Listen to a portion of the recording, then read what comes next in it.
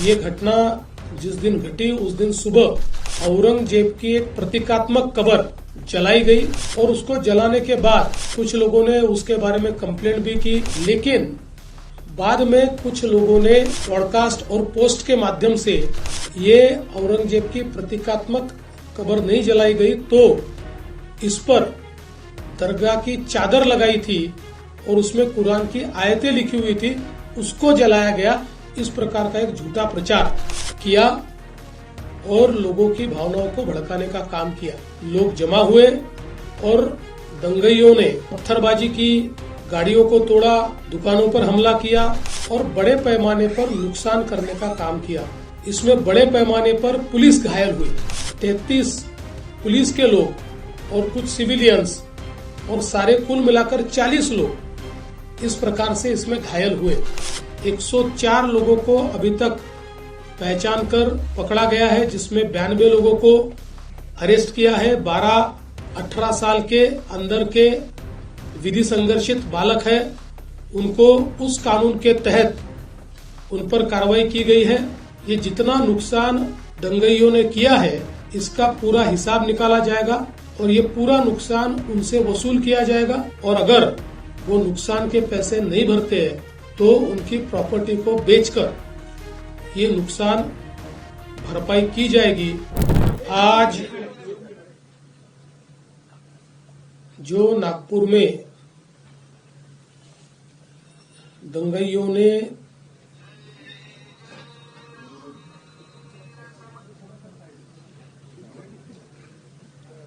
जिस प्रकार से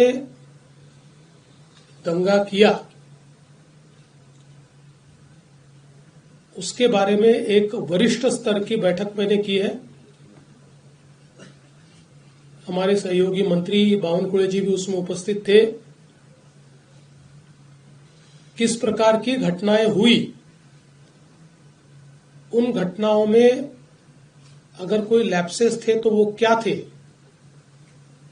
उन घटनाओं को किस प्रकार से रिस्पॉन्ड किया गया और घटनाओं के बाद अभी तक क्या कार्रवाई की गई, इसकी पूरी जानकारी मैंने प्राप्त की है। मेरे अपने कुछ ऑब्जर्वेशंस उस संदर्भ में थे, वो भी मैंने पुलिस आयुक्त और जो वरिष्ठ अधिकारी थे उन सबके सामने रखे हैं। मूल रूप से ये घटना जिस दिन घटी उस दिन सुबह औरंगजेब की एक प्रतीकात्मक कब्र जलाई गई और उसको जलाने के बाद कुछ लोगों ने उसके बारे में कंप्लेंट भी की। पुलिस ने नियम के अनुसार उस कंप्लेंट को एंटरटेन भी किया, लेकिन बाद में कुछ लोगों ने सोशल मीडिया का उपयोग करते हुए पॉडकास्ट और पोस्ट के माध्यम से ये औरंगजेब की प्रतीकात्मक कब्र नहीं जलाई गई तो इस पर दरगाह की चादर लगाई थी और उसमें कुरान की आयतें लिखी हुई थी, उसको जलाया गया। इस प्रकार का एक झूठा प्रचार किया और लोगों की भावनाओं को भड़काने का काम किया। शाम के समय नागपुर के कुछ इलाकों में लोग जमा हुए और दंगइयों ने पत्थरबाजी की, गाड़ियों को तोड़ा, दुकानों पर हमला किया और बड़े पैमाने पर नुकसान करने का काम किया। पुलिस ने भी अच्छी कार्रवाई की। 4, साढ़े 4, 5 घंटे में पुलिस ने इस पर पूरा काबू लाया। उसके लिए आंसू गैस के गोले छोड़ने की बात हो या अलग अलग प्रकार से जो कार्रवाई करनी पड़ती है वो सारी कार्रवाई पुलिस ने की, जिसके कारण इसको काबू में लाया गया। इसमें बड़े पैमाने पर पुलिस घायल हुई। पुलिस के हमारे डीसीपी लेवल के 3 लोग और कुल मिलाकर 33 पुलिस के लोग और कुछ सिविलियंस और सारे कुल मिलाकर 40 लोग इस प्रकार से इसमें घायल हुए। उसके बाद पुलिस ने इन इलाकों में कर्फ्यू भी लगाया। अभी उस दिन के बाद इन इलाकों में कोई घटना नहीं घटी है, शांति है।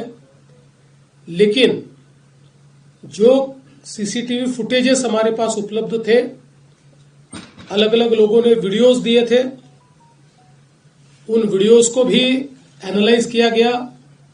पत्रकारों ने भी पुलिस के पास कुछ वीडियोस दिए, उसको भी एनालाइज करने के बाद जो दंगई है उनकी पहचान कर ली गई है। 104 लोगों को अभी तक पहचान कर पकड़ा गया है, जिसमें 92 लोगों को अरेस्ट किया है। 12-18 साल के अंदर के विधि संघर्षित बालक है, उनको उस कानून के तहत उन पर कार्रवाई की गई है। और जब तक आखिरी दंगई को पकड़ा नहीं जाता, ये कार्रवाई रुकने वाली नहीं है। ये कार्रवाई चलती रहेगी। लगातार एविडेंस आ रहा है, उस एविडेंस के आधार पर ये कार्रवाई यहां पर चल रही है। ये भी तय हुआ है कि ये जितना नुकसान दंगइयों ने किया है, इसका पूरा हिसाब निकाला जाएगा और ये पूरा नुकसान उनसे वसूल किया जाएगा। और अगर वो नुकसान के पैसे नहीं भरते हैं तो उनकी प्रॉपर्टी को बेचकर ये नुकसान भरपाई की जाएगी। किसी भी हालत में इस प्रकार से किसी को दंगा करके दूसरे को नुकसान पहुंचाने की इजाजत नहीं दी जाएगी। जिनकी गाड़ियों का नुकसान हुआ है, सरकार उनको मदद करने वाली है।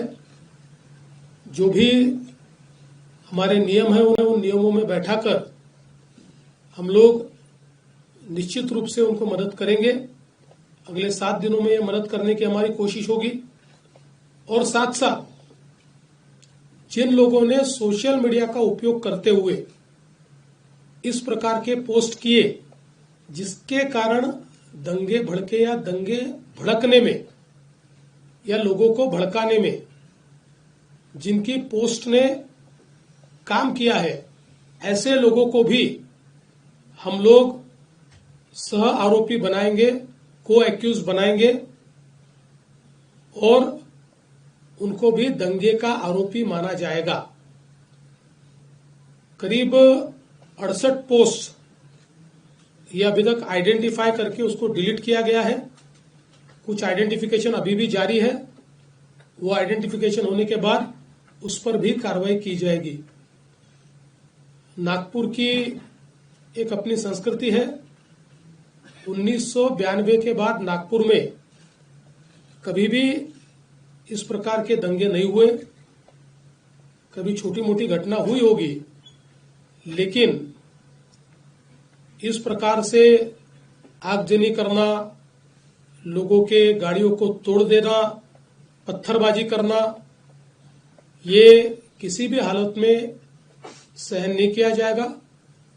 और इस पर कड़ी से कड़ी कार्रवाई ये हमने शुरू कर दी है और ये जारी ही रहेगी जब तक हम लोग ये जो दंगे है इनको सबक नहीं सिखा देते। विशेष रूप से जिन्होंने पुलिस पर हमला किया है, उनको तो निश्चित रूप से अपनी करतूत का भुगतान करना ही पड़ेगा। कड़ी से कड़ी धाराएं उन पर लगकर जब तक उनको कठोर से कठोर दंड नहीं होता, तब तक हम लोग शांत नहीं बैठेंगे।